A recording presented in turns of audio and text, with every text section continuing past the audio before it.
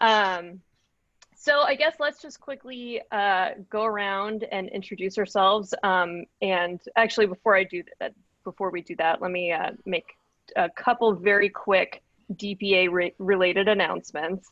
We posted earlier that, last week, that our third Thursday breakfast, which is just a networking breakfast that we do every month, and we're still doing them virtually, will be this Thursday, hosted by Emily, correct? Yes, bright and early. And that's at 8:30? I believe it's at 8 a.m. It is at 8. I think I might have incorrectly emailed the wrong time earlier. Oh. But anyway, so 8 o'clock this Thursday, join us for that. And then our normal monthly meetings, we've been sort of screwed up from COVID the last few months, but normally and historically, the DBA does their monthly meetings on the first Tuesday of every month. And as I'm sure you all know, the first Tuesday of November is Election Day. So instead of trying to have a production-related meeting on that day, we're going to just encourage all our members and friends and the community at large to go out and vote and not think about production for that day. And then we're hoping to put together something fun for December, but that's sort of coming together and we're figuring out what we can do. We will not be able to hold our normal holiday party, so please don't anybody get their hopes up about that. But you know, we are trying to be creative and come up with things that we can do to continue to provide value to our members. So if anybody's got any great ideas, send those my way because we're all ears. Okay, and then I'll introduce myself first. I'm Rebecca Case. I'm a producer and the current president of the Dallas Producers Association. Also with us tonight from the DPA is sort of helping me ask questions and moderate is Bill Schwarz. Bill, do you want to introduce yourself? I've been working in Dallas market for quite some time now. I've been a guild member of Local 600, the Camera Guild, for 20 plus years. And I'm pleased that we can host this meeting. And then Emily Edwards. Yeah, hey y'all, I'm Emily Edwards. I'm a DPA board member, a newer recruit of the DPA, and I've done a lot of various things in production, but I'm excited to be earning my first associate producer credit. Currently working on a TV show that's premiering on Saturday. So come to the third Thursday breakfast and I'll tell you all about it. Oh, good hook. Then I'll turn it over to Jack.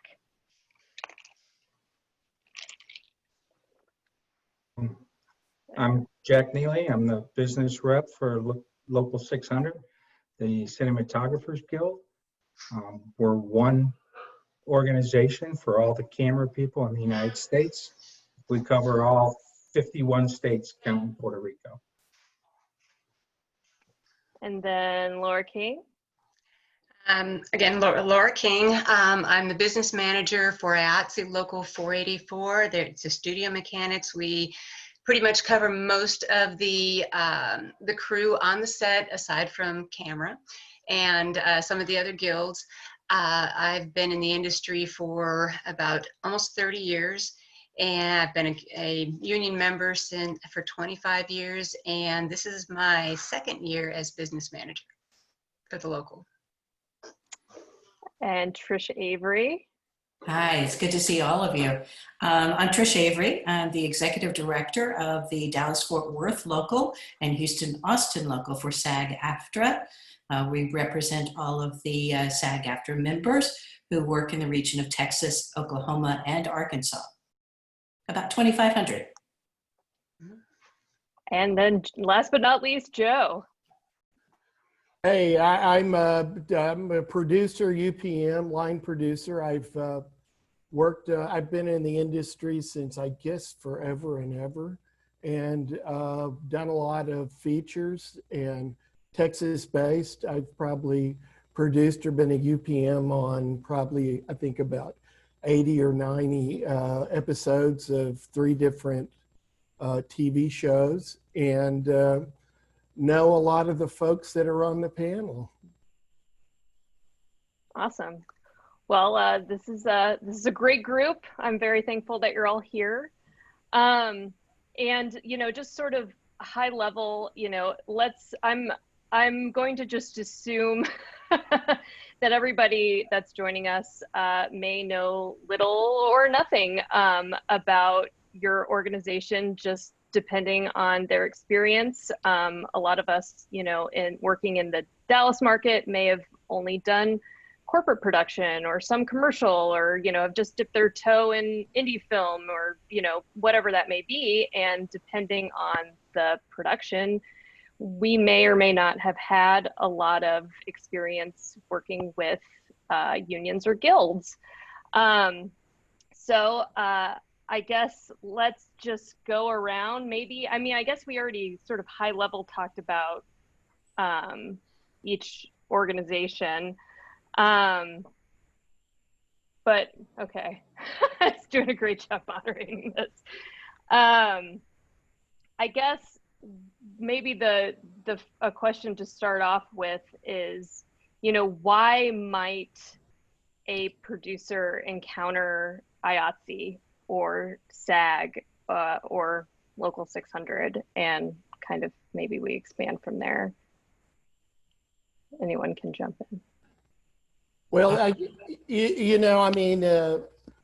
you do bigger and bigger stuff, it's governed by the union. All the the amazing technicians in the IA, in Jack's union, and certainly I don't think you can do a whole lot without SAG-AFTRA. One of the things that I wanted to stress in our discussion was, I know there's a lot of folks that think unions are only for huge things, and I can also speak on behalf of I'm a very proud or semi-proud member of the DGA for the last 25 years, and they've been good to me, and also I've seen the DGA grow into an organization that's much more accepting of small films and large films and anything in between, new media. And I think that maybe for the audience that we have, they shouldn't be scared away from unions, period. And I will say the unions have been so valuable with the COVID-19 pandemic in terms of setting a standard for trying to get back into production. So if anybody else wants to comment on that, please do. So as maybe I'm not a producer. I've just worked the other side of the room for many years. But from my perspective, and Joe, I think you alluded to this a while back, and you maybe told it to me in some other terms. A union contract allows you to scale your job to whatever size you need. If you just need a few people on the set for the day because it's a small scene, you can do that. But if later in the week you have a much larger setup and you need to scale to multiple cameras or bigger pre-lighting or setups, it allows you a framework to bring in as many crew people as you need to do that easily and to do that throughout your production. So it's Joe, and maybe I'm speaking out of school here, but you told me some years ago that you would never do a non-union show because it's just too difficult to do that. It's just the organization that a union contract brings lets you do a better job at putting your project up on the screen. Well, I think with a union, you know what you're doing, and it also, I think it's good for both the producer and you never want to do anything out of line with the crew. And certainly the safety stuff that all the IA and everybody does has been greatly beneficial and has been developed over the years. I think one of the things that I've learned in being around for so long is, you know, it's kind of like productions. Unions are kind of living in growing entities, and they learn a lot as they go along too, that not every situation is exactly the same. You know, so I don't know. Jack, you want to comment on that? Yeah, first of all, I think one of the first mistakes people make not familiar with unions is not recognizing that we're all different. I can only speak to the practices and policies of the Cinematographers Guild, which are different from the student mechanics or SAG, okay? They're different because our jobs are different. But one of the benefits to production in regards to hiring a professional crew is the amount of training we offer our membership.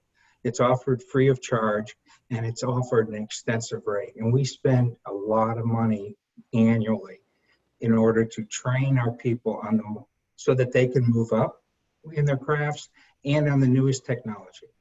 When something new comes out, we're offering training on it instantly. And that's something we're seeing for 100 years. The technology of filming didn't change much, but we've made up for it in the last 20 years, and it's been changing a lot. There is an additional expense to employing a union crew when you look at the hourly aspect of it. But I would suggest that it's cheaper to do it right the first time.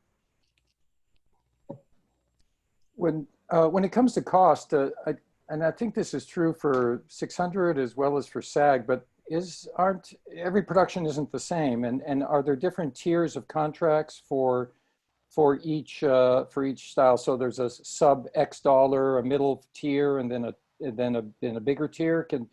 Could you guys talk a bit about that? I mean, I think there are probably a lot of people on the participating here who have a strong interest in doing either independent films or lower budget films, and so maybe try to figure out what could get them interested in doing a film under a union contract. That's one thing we do have in common. All of the unions here, our contracts are tiered based on budget. So that somebody coming in wanting to shoot a, $2 million feature film, and that's their total budget, they're not going to be signing the same contract as we sign with Universal Studios for a $200 million film. It is tiered based on budget, which makes it affordable and gives you the ability to hire a professional crew regardless of your budget level. Guys, Laura or Trish, could you describe your budget levels as well? Laura, do you guys does 44 have a tiered system as well? So yeah, our low budget is a tiered contract. So, and it's a national contract. So all the unions are under that same tier. So what you have, and your tiers go from a tier 0, 1, 2, and 3. Then you get into an area standard agreement, which is it's a term agreement.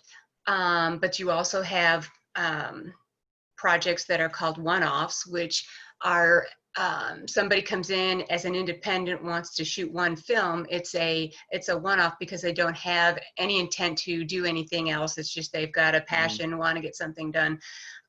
Those tend to be a little bit different. But it has never been the intent in my experience for the IATSE, no matter what guild it is, to try to take a production down by enforcing an organizing drive.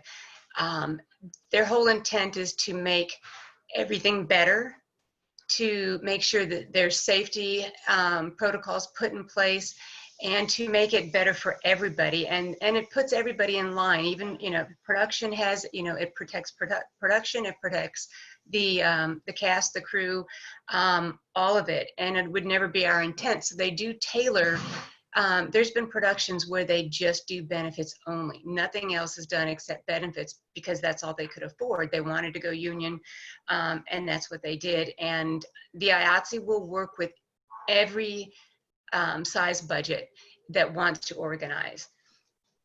And that's been, in my experience, I've never had a bad experience with it. And I've been a set medic for 23 years on set. It's interesting, Laura, in that you talk about tier 1, 2, and 3. And SAG-AFTRA absolutely has low budget agreements for indie filmmakers, even for new media shows, which are TV series often that are being streamed on the internet. What we look at is a budget level and determine which of the contracts it will fall under. It's generally, the rates are lowered by a percentage of the national contract, and depending on what your total budget is, would require a particular contract.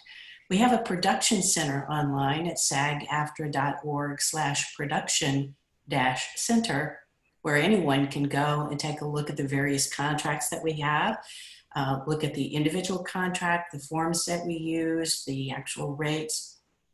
It can be overwhelming because we have more than 25 different contracts out there, and our business is more than just indie film and TV. We have contracts for corporate educational, which we have a lot of regional folks doing, as well as commercials, regional commercials, as well as national commercials that are shooting here. And I know a lot of our local producers have done commercial work and what we call co-ed work. I think what Laura calls a one-off is what we would call a one production only. So it's kind of interesting that the language changes from guild to guild, but the ideas are the same. And as far as Joe's conversation about the importance, and I think it's a great conversation for all of us, the importance of unions and establishing a criteria, a language, a standard of working that we can all work by and understand in the various guilds and unions makes for a better work situation and can save money and time in the long run, as well as feed into the creative process. So that is one of the main reasons I think people come to the unions and guilds, because they want a standard where, you know, the expectations are met at every level. People know what is expected and what to expect. And deal with that floating factory that's happening from project to project. I'll add something about the DGA that Trish had alluded to. If you'll go to the DGA.com, you can see all the contracts, and they have, oh God, I'm certainly not an authority on it, but they've got a lot of contracts from zero to whatever to just being negotiated with very low budget things to obviously the big studio stuff. They also have, as you mentioned, new media, which I'm not even sure what that is a lot of the times, and reality shows and this, that, and the other. So it's one of those things. And once again, I'll say, since I've been around for a little while, to just see the evolution of the unions figuring out all the different tiers and stuff has been just a great thing over the years, because they you know, the point is to try to get people to work and to try to get people to work in a safe environment. The producer may be crazy and you can't help that, but you can certainly have a baseline of you know, expectations on both parties' part. You know, if I could speak from my own experience, going back multiple years, I worked as came up through Grip Electric ranks, and I did a lot of independent movies or low budget films here in Texas going back many years. And you know, there was always the situation where the producer, you know, you would go into the producer and say, well, what's the deal? And they say, well, we're just going to do 12-hour days, and you know, you're going to be fed every 6 hours, and you know, you're not going to get a short turnaround. And we'd ask, well, will you write that down? You know, and they wouldn't, you know. So, but you know, the crew wanted to work, so they'd go ahead and work in any case. And usually by the end of the first week, when you were, you know, working 16 hours a day and you weren't getting the proper turnaround, at that point, the crew would be in revolt, and the gaffer, as I was back then, would have to go to the producer and say, look, this isn't working out. We need to come up with something. So I think especially on a low budget film, you know, having a contract, even if it's a limited contract in the lower tier, at least provides the expectations for everybody of what's going to happen. And in many cases, back in the day, the crew itself was not unionized, but the SAG was. And the fact that SAG had a contract, and the fact that the actors could only work X hours a day or required meals at a certain time or breakfast every day, the fact that the producer had to provide that for the actors sort of trickled down in some ways to the rest of the crew. I'll go with Joe's comment from back then. It's a lot easier to do something when everything has been laid out and the expectations on everybody's part are understood. Not just what the producer has to do, but also what the crew has to do. You know, the crew may come into a show with great expectations of what they're going to get, but that might not be what the producers agreed to with in the union contract. So sometimes the crew has to be trained in order to, you know, what it is that they're going to get out of the deal. So that's from my crew experience going back many years of why going into a show with things laid out is really the best approach, the best way to make it happen. Well, and every day and every decision becomes a negotiation with every member of the crew when Right. there's no agreement. So you spend so much more time, you know, talking to people about these, you know, these are the expectations. This is what they're normally doing, whatever. And, you know, we're not doing that today. And so you've got to have all of these individual conversations, and, you know, there's far less transparency. And it may not be intentional on the part of the producer, but, you know, it's because that wasn't outlined at the beginning, whether through a formal agreement or just, like Bill said, writing it down or something. You know? It's and you're already, you know, strapped for time in every instance. You know, it's just that much more complicated. Even though, you know, you'd read through one of these, like read through an agreement, it seems like there's a lot to it, but, you know, and I guess maybe that's the next question, or question I'm interested in is, you know, how the agreements and these protocols are sort of managed on set, how they're overseen by the guilds, how that, like, what does that process look like on a day-to-day basis? Good question. Well, I can answer that as far as the IATSE for the studio mechanics.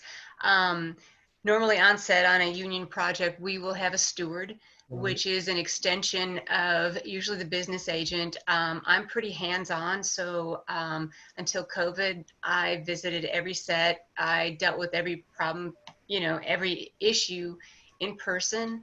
But I do have stewards that, you know, they go through, they know the contract, questions that come up, or if there's something that seems that it's not going quite right, they have the opportunity to bring it up and adjust it, and then without having to really get into any kind of a battle over it. Now, if it comes to the point to where it's something that is production's holding ground on and the crew is holding ground on, then we would intervene, obviously. But we, you know, I think, you know, in my experience over the years and now as business manager, I have not really had any problems really trying to work with any situation that does come up. There's things that you want to, you know, it's kind of the, you know, you choose your battles, and some of the little things you don't want to nitpick, because those are things that are not, you know, they're not valued to anybody to get in a big ordeal over. It's the things that would be, you know, whether it's rates or the safety of the crew. Those are the things that become more of an issue when it comes to the safety of cast, crew, or any person working on a project. But we do oversee it. Field reps from, I can tell you, I've worked with field reps from SAG-AFTRA. I've seen Jack Nealy on sets. We're all available one way or the other, and we try to manage not only our own members, but any situation that comes up to where that we can all continue to work and complete the film. Well, I think to speak to Laura about disagreements and stuff, you know, it's rather naive to think that you have this behemoth thing that you're doing with so many moving parts that you're not going to have some either disagreements or read the contract one way. No, you know, because I mean, I've been through this, is what I've done for the last 30 years. Is no, this is what I think it says. This is what, you know, why is this different? Because you are going to have disagreements. You're going to have small disagreements. You're going to have it sometimes larger disagreements. You know, I mean, I know I've been through that with certainly with Laura and Jack, and but it does give you and some, you know, most of the time I was right, I'm sure, Jack. but I mean, it gives you a venue to work these things out, you know, and also with a steward on set, before it blows up, you can make your case on why you're doing something and this, that, and the other. I think sometimes some of these disagreements get out of hand just because producers either think they can sneak by if they're doing something that's not kosher, or just kind of ignore it, you know. I mean, on the whole, but like I said, it's you're always going to have these things. There's just too many moving parts, and God knows there's too many personalities, both above and below the line, right, Laura? Oh, absolutely. And you run into, I mean, by the end of the week, everybody's tired. Right.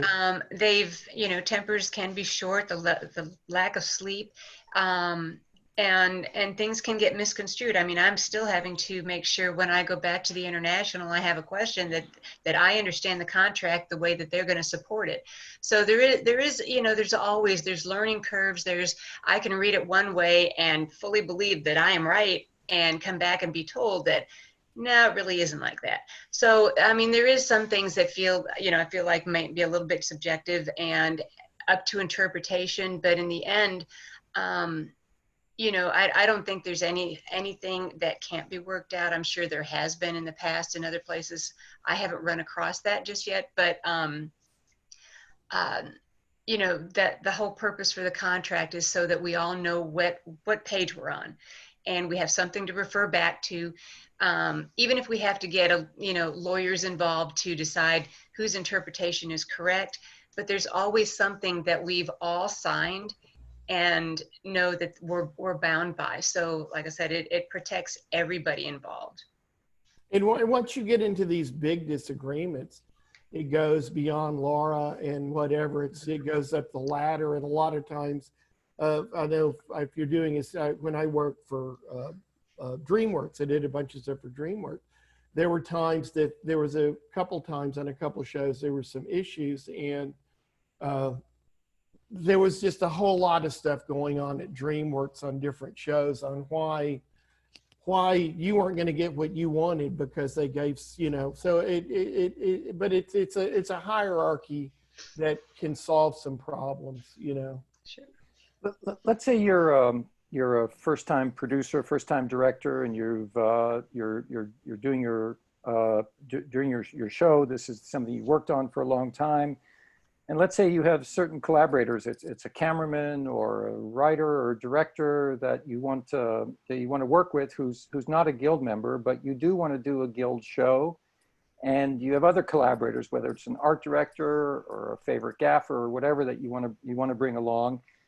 How will on a you know, director or producer first starting out, how can you do a organized show and at the same time have access to your non-guild or non-union talent or crew? What's the framework for trying to make that happen?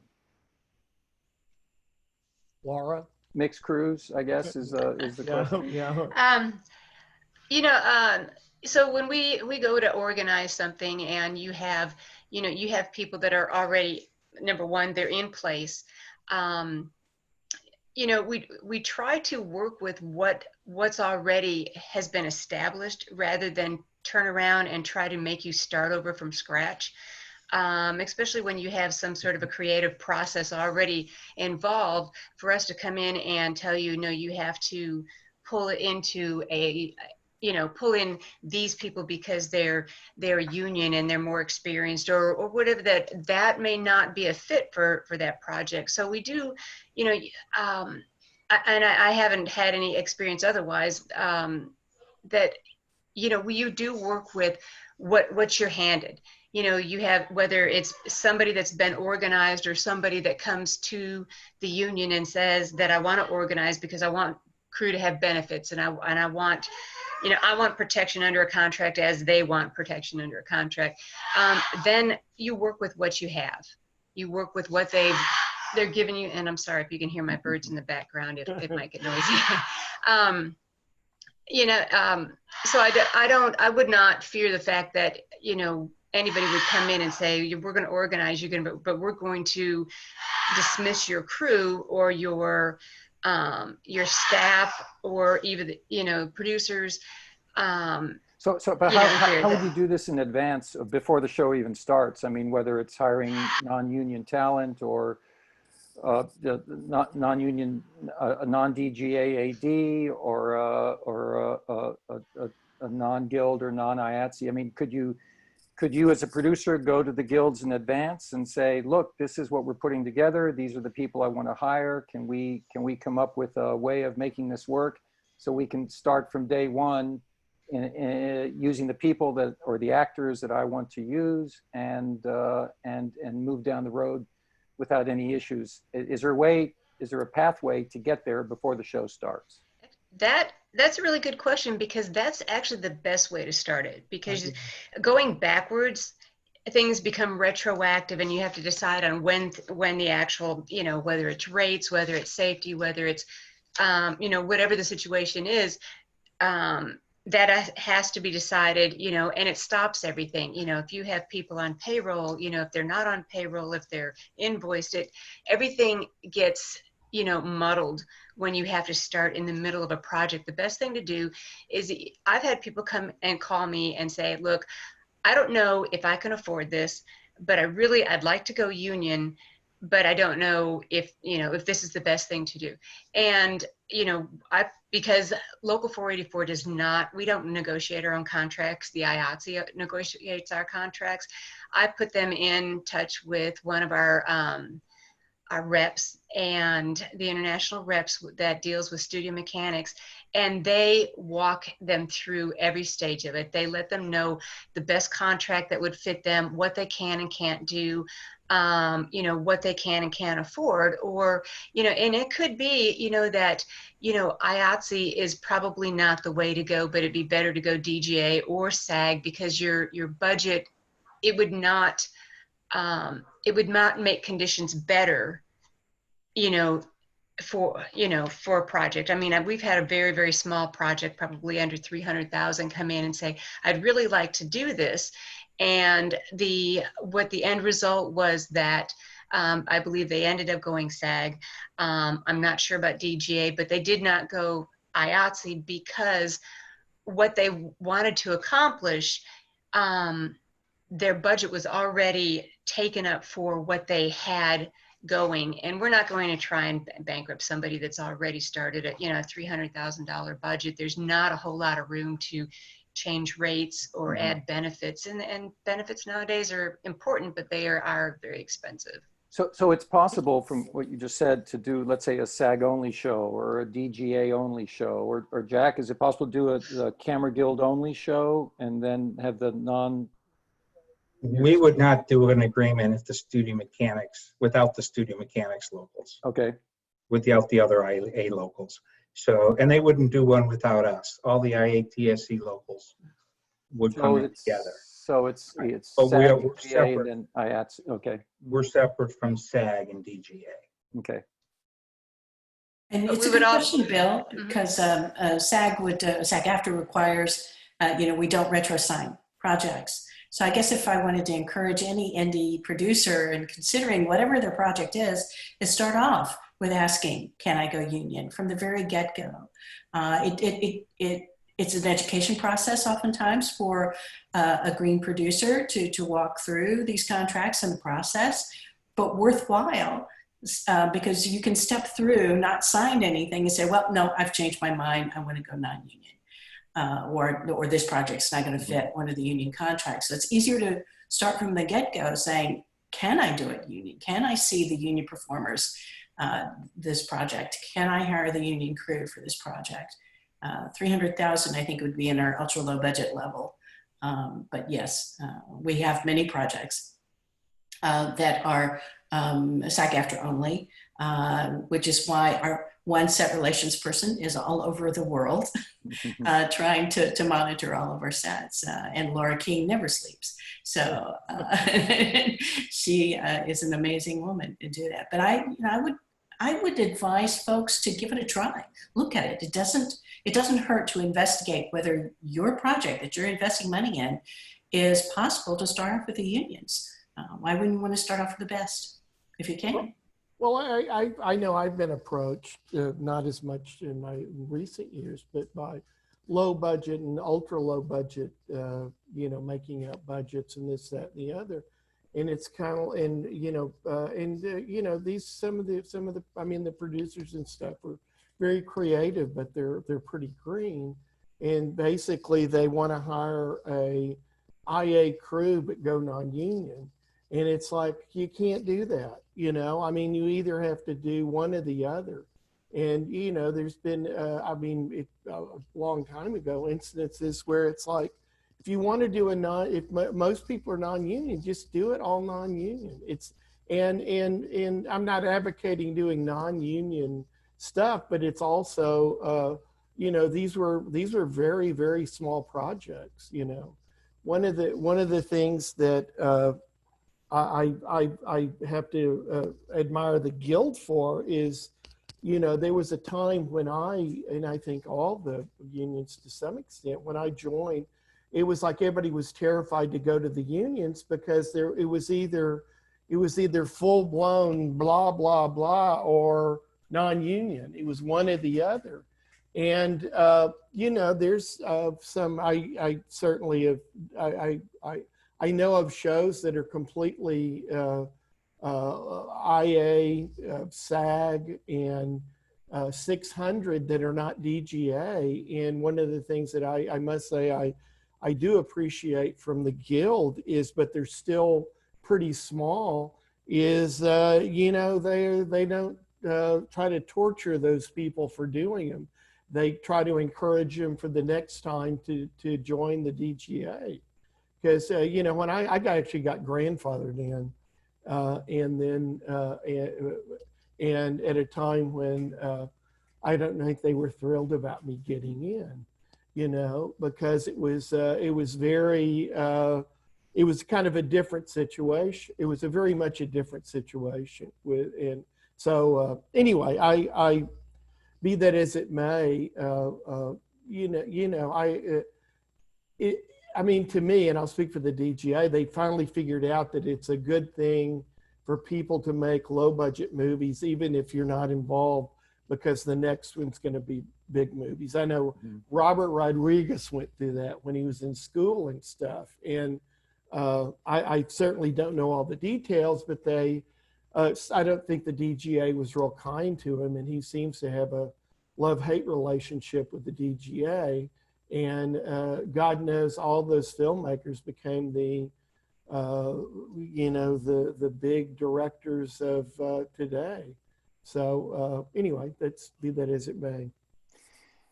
I have a question as it relates to, I don't know if the right term to use here is ad hoc, but like sort of the, the customizable way to configure your agreements and, to use, some of the guilds versus not all of the guilds. How is that, a Texas specific thing, or is that across the United States? And because I guess this is sort of leading me into Texas being a right to work state and how that relates to the, you know, production guild relationship. Well, I think it's across the board. I mean, I've worked in LA and 399 and Pittsburgh and Atlanta and I don't know, Phoenix, I don't know. You know, it's kind of across the board, I will say that I think we're lucky here, and when we're lucky enough to work in Texas, I think it's certainly the local IA and a much more open to a lot of stuff. I know I've worked East Coast several times, and sometimes it's an interesting situation you've got to get used to. You know, I mean, 600 is kind of a mainstay that stays. I mean, Jack, you're the national guy, and what happens with 600 is across the board. And I will say I'm old enough to remember before they had a unified contract, and it made my life a whole lot easier not having to deal with three different entities on with 600. But also the low budget, I think outside, I don't know about LA and I don't know about New York, the standard area agreement is like the greatest thing that the IA's ever had. I don't know if Laura wants to speak to that, but the union finally came around to having a unified contract that works. I think I get, does it work? I don't know if it works in LA. The stuff I've worked on in LA have been kind of bigger stuff. I don't know. Laura, do you want to comment on that?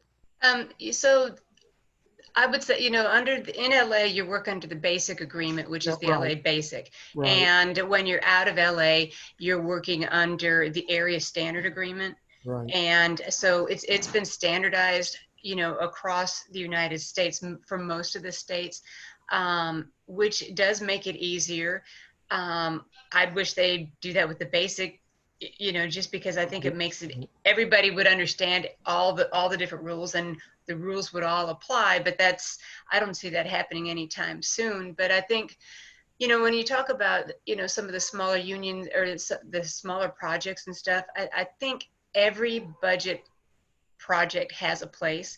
We've all cut our teeth on an indie project, some that we never got paid for, some that we did get paid for. Right. And I think there's a place for all that. But as you step up into each different tier, the next tier, or the next higher budget project where you're actually getting paid instead of having deferred payments, you know, each time you're learning a little bit more. And with that experience, you know, the more, and then you get into the small tiered projects that are union projects, then you realize, well, it's a whole different game. It's a whole different, people have everybody, one person doesn't wear 5 hats. They all have separate hats. And so they learn to individualize their craft. And so they become better at it and more experienced. And so each time you go up a little bit higher, that becomes a higher experience level. So when you bring those people on, and you ask for a union project, you're getting people that have either grown up through and learned the different tiers and what's expected in specific crafts instead of somebody trying to wear all the hats. And that's probably a little bit off, Joe, from what you were talking to, but you know, it kind of rung with me when you talked about some of the other stuff. So I did want to say that. I mean, I started on, you know, on indie projects. I was with SAG. That was my first union card with SAG-AFTRA. After that, you know, they didn't cover my craft. I was in craft service. The local 484 didn't cover my craft for 7 years. And then when they finally joined, they covered my craft. And but then right after that, I became a medic. And I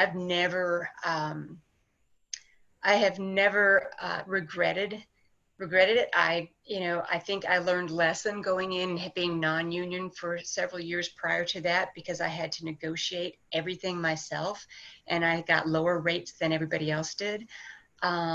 And now I don't have to negotiate it unless I want to try and negotiate a higher rate, but the minimums are all there, so we don't have to fight over what we're getting. We know. And I think it's that way across the board with all the guilds.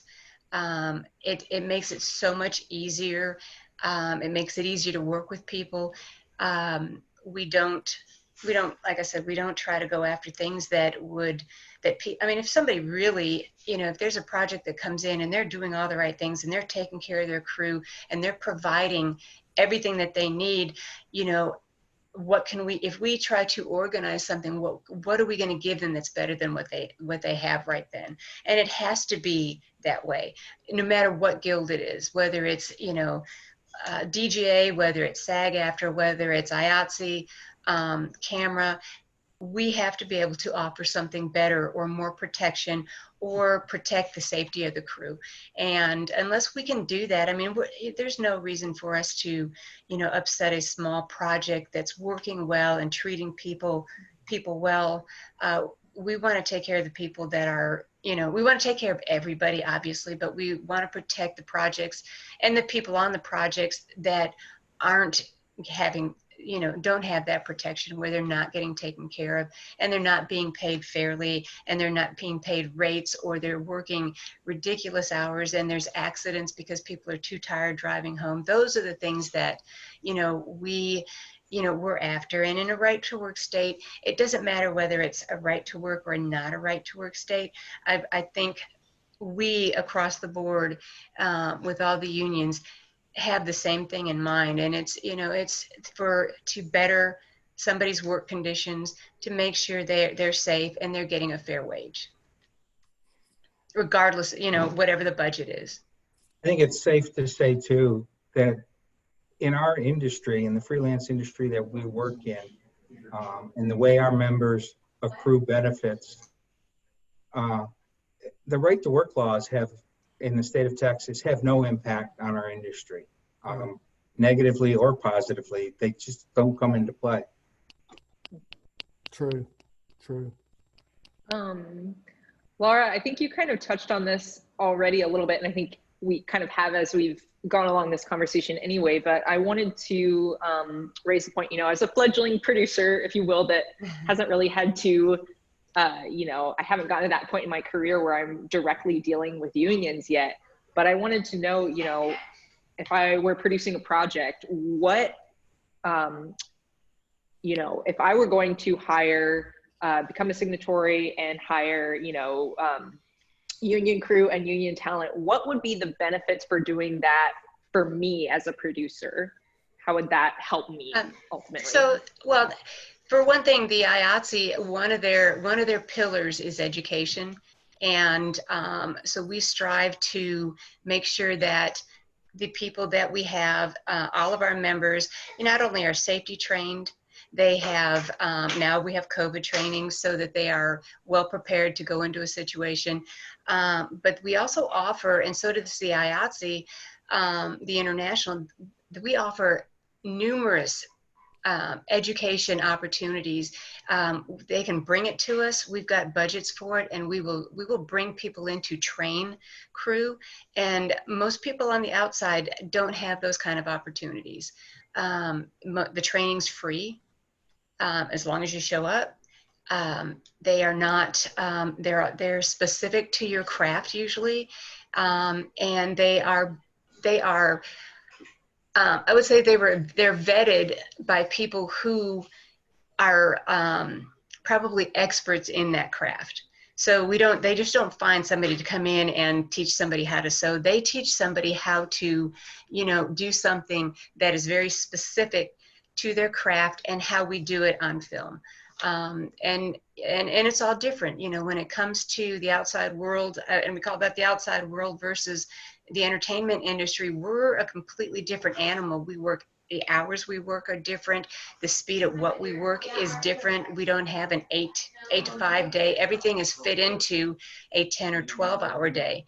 And and that's a 5-day work week, and everybody on that film becomes your family until it's over. And you know, when we're doing that, it's we become a unified group. And I think that's what it is. Once you start, you get into a rhythm, everybody starts working together, and they know, you know, when you hire within the same union, most of those people have worked together, so they already can fall into a rhythm with working. So not only do you have people that are experienced, you have people that are used to working together or familiar with working with other people, so they know the rhythm that they need to get into to get a job done, and they know how to do it safely.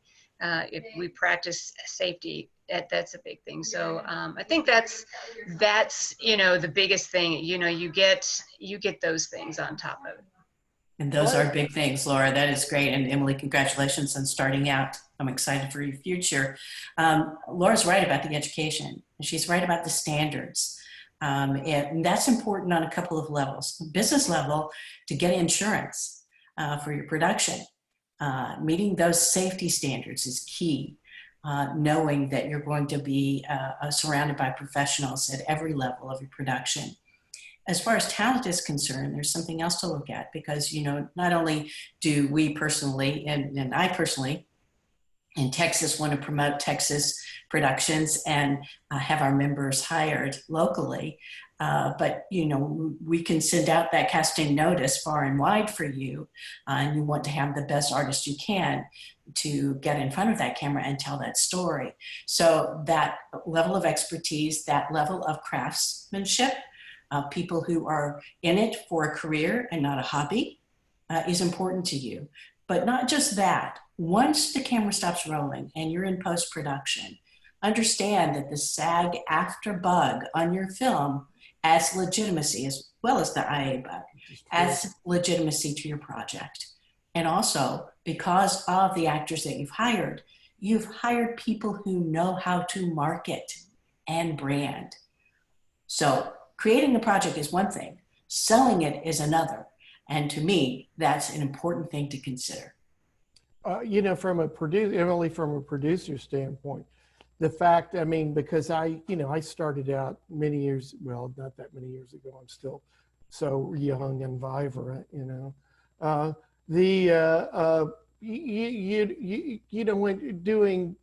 union, there was a lot more union stuff done in Dallas when I was in Dallas, and I kind of cut my teeth in locations, and then on made-for-TV movies, which I don't know if you're too young to remember those. You know, it was like being on a bad Hallmark movie constantly. But anyway, but the fact that you've got standards by which you pay people is a big thing, you know. Once you go into a tier that you actually start paying people. I mean, I know starting out, I produced a movie, Phil worked on it, that it was like, I think we had $150,000, which was more money back then. It was like the 1989, 90, and everybody made $100 a day. It was completely non-union. It was very egalitarian. But once you start, you know, into paying people different rates and stuff, it's insane doing non-union stuff, because you better have a pen and paper with you to figure out what you're paying different people if it's for different things. And it's also very naive of producers, young producers, to think that on the first day of shooting, everybody doesn't know how much everybody else is making. You know, there's also an add on to that, but that I can't say, about how the crew gets very friendly with itself at times on location. But you know, but that's a big thing, you know, to be able to know what it's going to cost and know what it's going to, and just to know how much it's going to cost. You can actually do a budget and feel good, go out into your crew and not feel like someone's going to shoot you, you know? So that's all, you know. Yeah. Are there staffing requirements from a crew standpoint that that a producer needs to be aware of? I mean, is that, I mean, just the overall discussion of staffing requirements. And I guess this works on the SAG side in terms of, you know, can you use non-guild extras in, you know, when you're working with SAG talent, or how do you fill a background if you have a SAG lead? So I'm just trying to figure out, it's not just the day rates that make a difference, but also there's some other contractually, there's some other rules that you're being asked to follow or participate in. There's the pluses and minuses of that. Anybody Bill, if I can jump in about the background performers, because that is something that a lot of producers who come into this area and work in this area don't quite understand. There are only 7 places in the United States where SAG-AFTRA has background coverage for TV and film. The majority of those are in California, Hawaii, Las Vegas, and New York. Everywhere else, it's non-union to work background in TV and film. We do have union contracts for commercials. So there is eligibility under that. So because our contracts are different, if anybody has a question about whether they need to, you know, budget for union extras or background, certainly reach out to the office. But as far as TV and film is concerned, no background coverage outside of New York, California, Hawaii, Las Vegas. Hawaii, interesting. Real quick, Jack, I know you have a hard out at 7, so I want to give you a chance to say anything that's still on your mind before you have to leave. No, thank you for having me. I hope it helped. I hope it helped. And we'll share out, you know, everybody's email address if if you're comfortable with it after the fact. I know Jack said that he would be. So if anybody has any questions specifically about Local 600, you know, this wasn't your only chance to talk to Jack. So please call me, email me. I'll be glad to get into the specifics as they pertain to your production. I'll testify he's very accessible.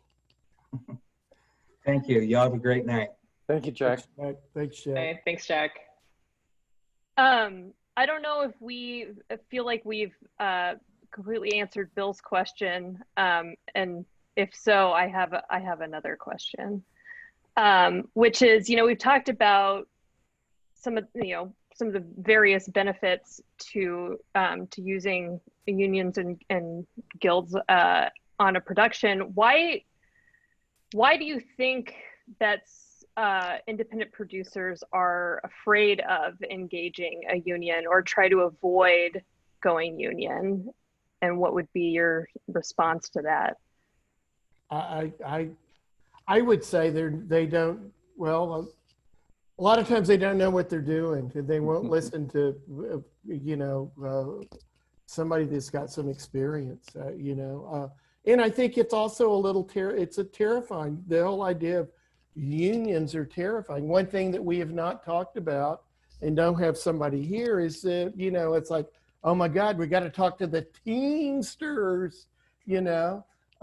So I think a lot of people new to it, one, just don't understand the benefit, and also the fact that a lot of times they don't know that, it's been my experience, they don't know that they don't have any choice. You know, I mean, you know, you're hiring basically a union crew and you've got 2 nickels to rub together. You know, it's, why wouldn't Laura get involved? My goodness, you know? So I think, and it's just the idea of talking, you know, to unions. I guess it was about, 2-3 years ago, I got hired, I don't know if you know Rooster Teeth down here in Austin, that does a lot of stuff. They have their own TV station, whatever. And they hired me, a friend of mine that was producing it. Suzanne Weiner basically hired me to be one of the other producers to basically talk to the Teamsters, because they had done a project. This was Laser Team 2, in case you missed Laser Team 1, which is actually a pretty good, was a real good movie. Rooster Teeth's a really good organization, and it was, I think ultimately it was probably almost $3 million. So it was a inexpensive film or a low budget film, but it wasn't an ultra low budget film. And they basically hired me to go down and do a Teamster contract, which is a completely different thing, which I did. I mean, I went down and talked to Frank Perkins and demanded all this stuff. And of course he said, "You're not getting it." And then made the movie, and he and Paul were completely accommodating to it. So I think that that stigma of talking to the Teamsters, which have certainly when I started out had a different reputation up in Dallas. I think they're pretty approachable too, in many ways.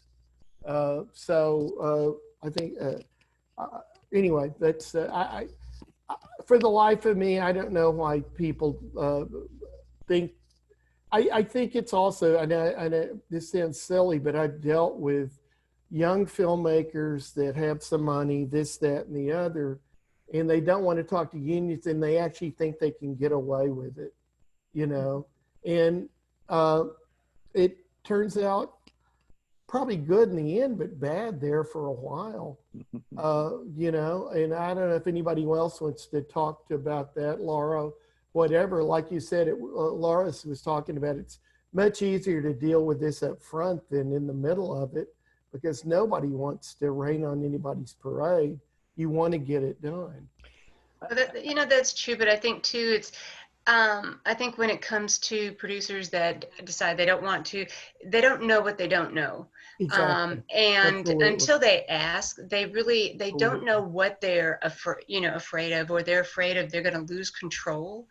And I think that's one of the bigger things, is they're afraid that they're going to lose control of the project that they have, because they want to run it a certain way, and they'll have to run it with other parameters involved. And so I think lack of knowledge is one of the bigger reasons production, you know, people don't go union, or even come discuss it with the union. I mean, I've worked with many low budget shows that's never gone union, but I work with them because I know there will be union members working on it, and it's, you know, and it's in my best interest to help them out, because I'm, you know, I have, you know, a need to be able to, you know, I want to protect my members and the people working under them, and to make sure that they're doing things the way they should. Because sometimes, you know, our members run astray too when they're not under a contract, and they do things they don't normally do. So I think it goes both ways. I mean, if they're working on it, I'm going to,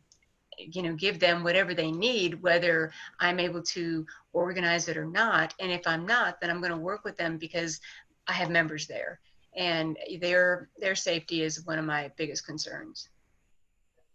I think you're right in that it is very much, they don't know what they don't know.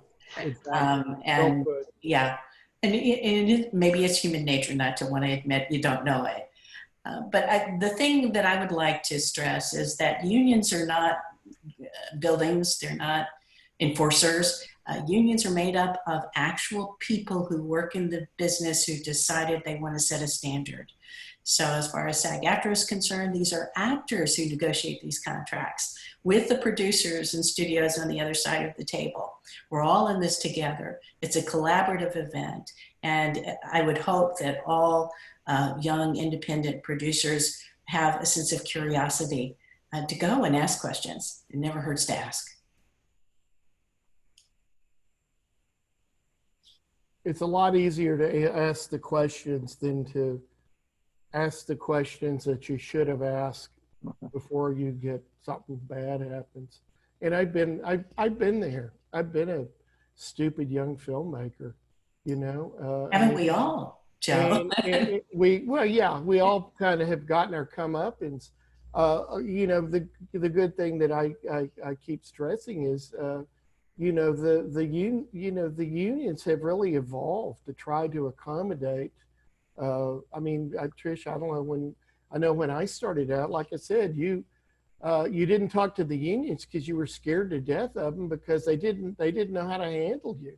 Period. They were as not scared of you, but they were kind of befuddled by these people making these little shows and kind of raining on a tiny bit of their parade. So the evolution of the unions it's just, I think, a great benefit. And I will say this about the DGA, over the past 25 years or whatever, they have certainly become more diverse and a lot more women and a lot more, and I think that's a real healthy thing too, you know, to reflecting more society. I think, you know, Laura brought this up a while back, but I can really only speak for the local 600, but you know, the training aspect of crews, you know, I think our guild realized, you know, 15 years ago that digital revolution was going to take place, and unless we, you know, truly made an effort to come up with training for the members and all these the new techniques, that people were going to be left out. And so we did, you know, and you know, every month or every other month there's another seminar on everything from data management to camera operation or on-set procedures, and it's helped keep two things. It's helped keep all you members informed, but it's also brought in a lot of younger people into the union. You know, there's the average age of the camera guild, when you count all the data managers and loaders and second ACs and stuff, it's skewed pretty young, with a lot of folks that bring a lot of new energy and new experience and into the fold. So you know, from that standpoint, you know, becoming, if you're a up and coming camera person, you know, joining, I make this recommendation all the time. If you're really serious about your craft and want to looking down the road, want to work your way up the ladder, joining the guild and working as a fly on the wall on the bigger production is probably the best way to try to accomplish that, to do that, and to make the connections that you need to advance your craft. And when you join, it doesn't mean you have to do every job is going to be a union job. You know, I mean, God knows, you know, after I joined, after I became part of the DGA, I certainly, not as a DGA, but UPM or whatever, but, you know, got involved with films as an advisor or whatever. I mean, you know, like I said, all the new media and stuff, it's not every job, even if you're going to be in the union, it's going to be restricted to being a union job. I would think that would be certainly for the 484. And, you know, I mean, everybody's got to make a living, and everybody's doing a lot of different stuff in terms of commercials and industrials and new media, whatever that is. So anyway, I think you're right too in the fact that they, you know, what we have to understand is film continues to evolve, you know, new media, whatever it is, gaming, all of it continues to evolve, and we have to stay up with it if we want to have the jobs. And so we have to always be that one step of education ahead of them. And as they're developing something new, you know, we are trying to stay one step ahead of that so that we can evolve with that. And, you know, and with that, our contracts evolve, the costs evolve, you know, everything is constantly in change. And, you know, we've never been stagnant from, when stagehands started, 100 years ago. We continue to evolve as the world evolves, and as entertainment and technology evolves, we evolve with it. And the way we think and the way we do things and the way everybody works together. I mean, I don't think there will ever be a time where we are not, they used to say, oh, computers, there goes our jobs. That's not true. They have to, we all still have jobs, and we need to be there, and we need to always be at the top of our game. You're here.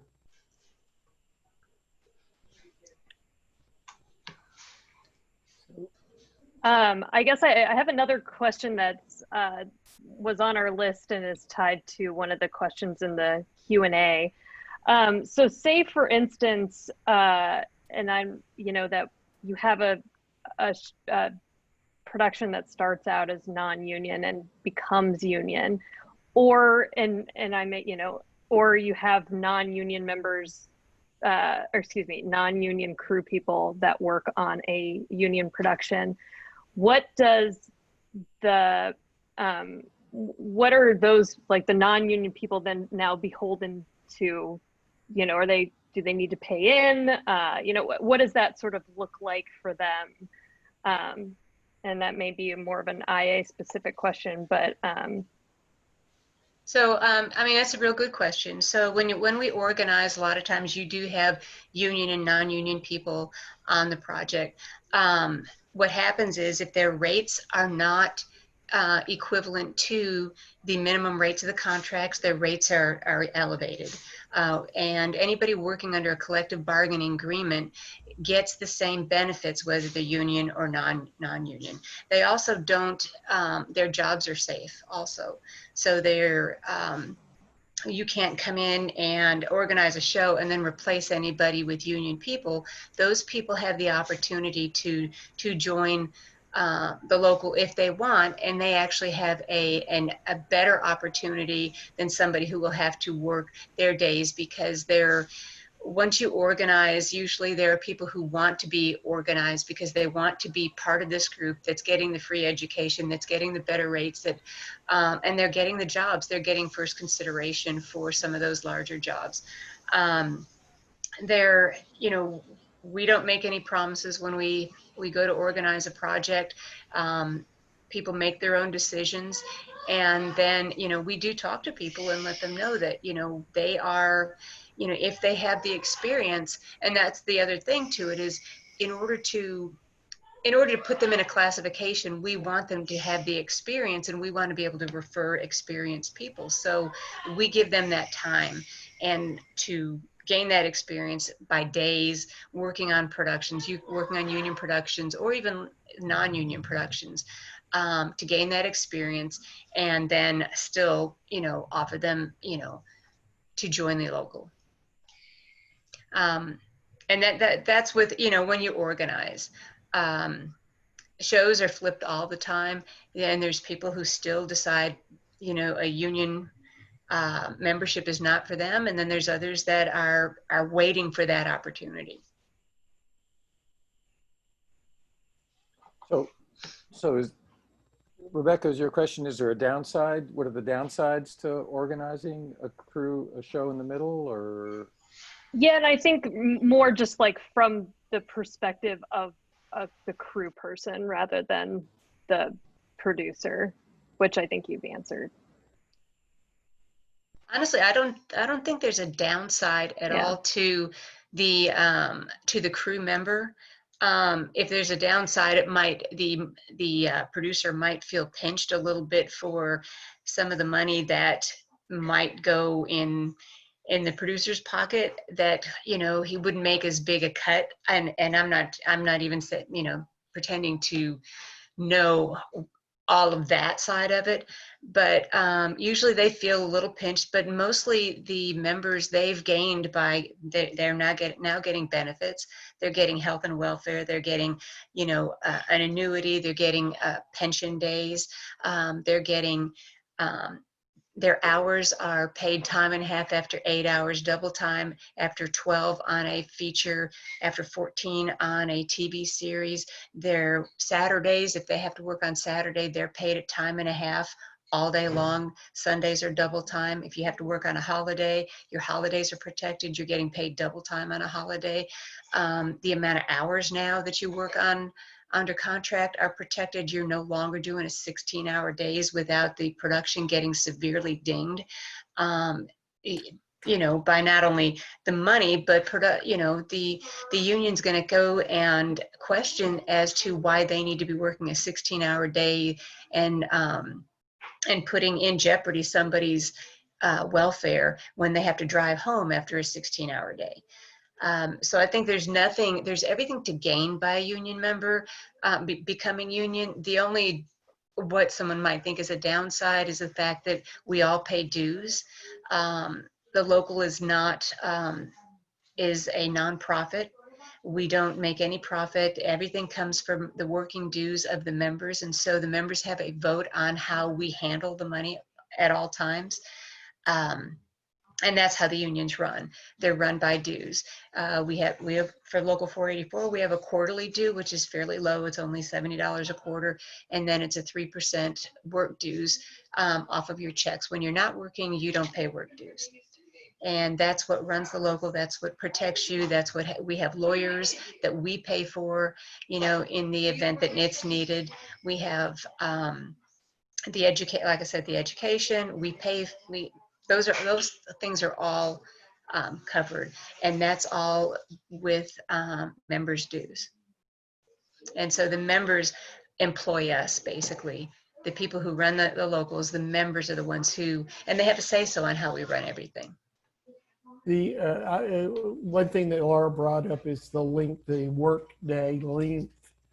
And I think it was, and I don't know, Bill, I know you remember, it was a few years ago that it was just non-union stuff and even union stuff. It was just obscene, the number of hours that everybody worked. And I think that's still true today, somewhat today, just out of necessity a lot of times. I mean, I did a series in LA at Universal, and the Friday was always at nights and long and this, that, and the other. But I feel like that one of the things that certainly the IA is stepped up on to is it's unsafe to work a 15-hour day and then have everybody drive home 30 miles and expect to be back at the minimum turnaround of 10 hours or something. So that's a very important aspect of what the IA speaks up about, even to the extent of working on bigger things where you're paying people a lot more money and you're forcing an actor occasionally and this, that, and the other. That's a big thing, not to work more than 11, 12, 13 hours and actually get your turnaround. Anybody else?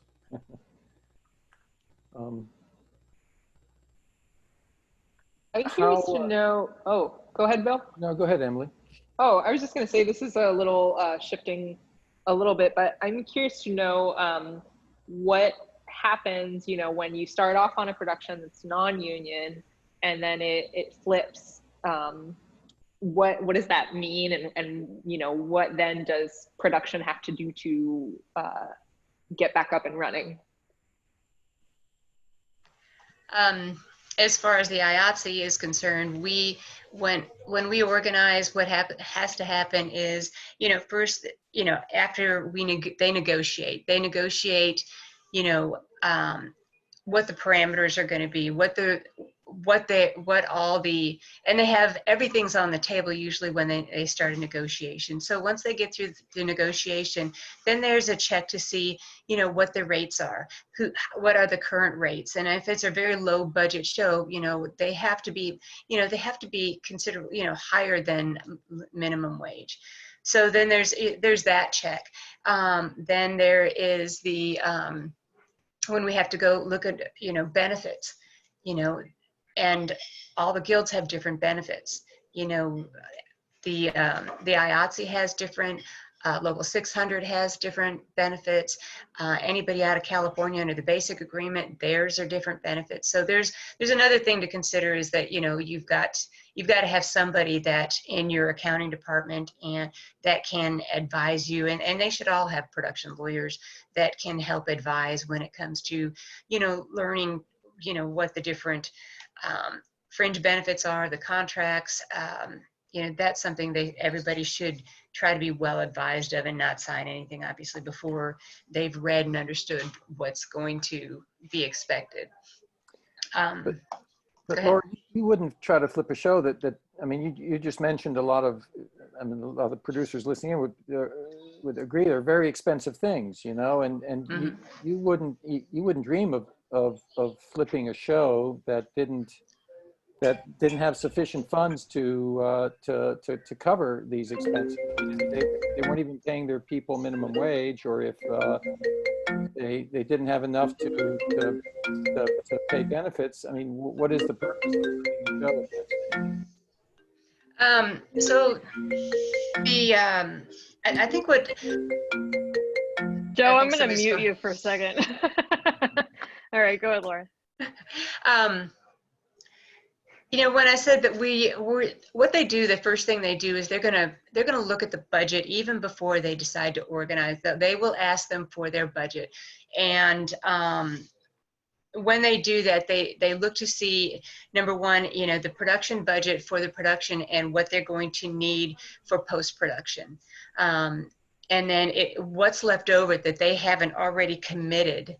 And if they've gotten to the point to where they have not only committed the money for wages, committed the money for their sets, their props, locations, if there's nothing left, there's nothing that we can do to improve the working the working parameters, whether, you know, wages or benefits. I mean, if they can't afford to pay benefits, why would we, you know, completely, you know, try to turn over a project that's going to have to do kind of backstepping to kind of get all back up to speed and slow down production, or even have to stop a few days when that would really, they don't even have the couple of days to give if things slow down or stop.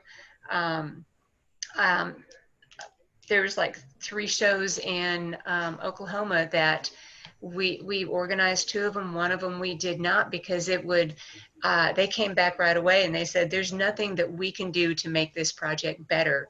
They can't afford it. They wouldn't be able to afford the fringe benefits. They would not be able to finish that production. And that's not, you know, that is not what we're after. You know, we want everybody to shoot, get the experience, but we want them to do it safely. So if we can't better the conditions, unless of course it's unsafe, you know, I don't think, you know, and we don't go, our budgets that they deal with are a little bit higher than what SAG would cover. They have budgets that meet a lot of smaller rates, and that's because they have a very few people on a project compared to the amount of crew that we would have on a project. So the show could go SAG, Trish, easily, more easily than it could go IA if you could sort of get your actors under a SAG contract more easily, because there's simply less of them. No, that's right. We wouldn't organize after the fact or after it started shooting. We'd organize from the get-go, and our contracts even have deferred pay. Some of the lower budget or new media, depending on what your budget size is, allows the actor to get it covered under a union contract with deferred pay, which means they're not paid for their session or usage until or after the film has been distributed. And so, you know, that flexibility is upfront. as opposed to organizing like IATSE would do on the fly while the production is actually shooting.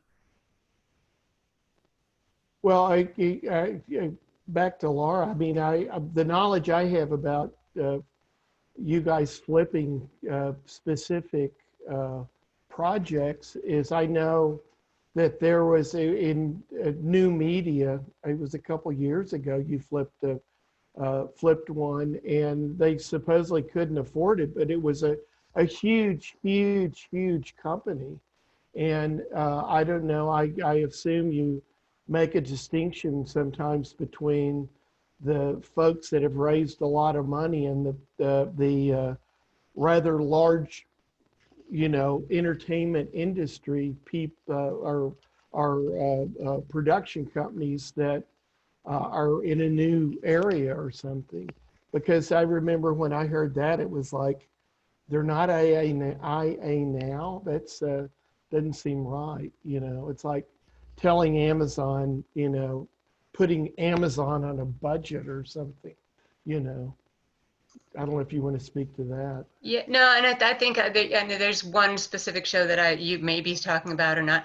I think what happens is when you go in and you kind of dig deep and you find that somewhere down the line there's a big studio, and you're going, wow, this studio has big pockets. How is it that they're not supporting this? But there is, sometimes the studios back them with their name and not necessarily with money. And so what happens is we've gone in and it actually wasn't until after the project was completely finished that I got a notice that people would be getting benefits on the show that they didn't have. But going forward, if they did a second season, the whole thing would start out from the beginning and go union. Okay. Yeah. So it can get pretty complicated depending on what the upstream ownership of the show is and stuff. Yeah.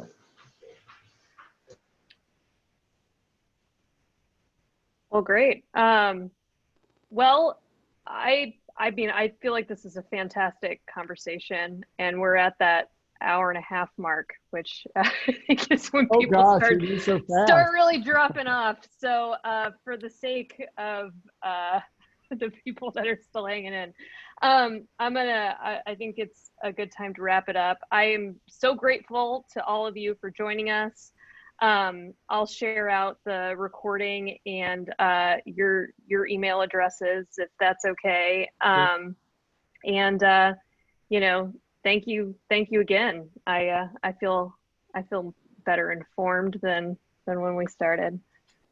Let's all go out and make a movie. But thank you for inviting me. I appreciate it. I enjoyed talking. Thank you. Good to see you all. All right. Good night, everyone. Good night. Good night. Thanks, everyone.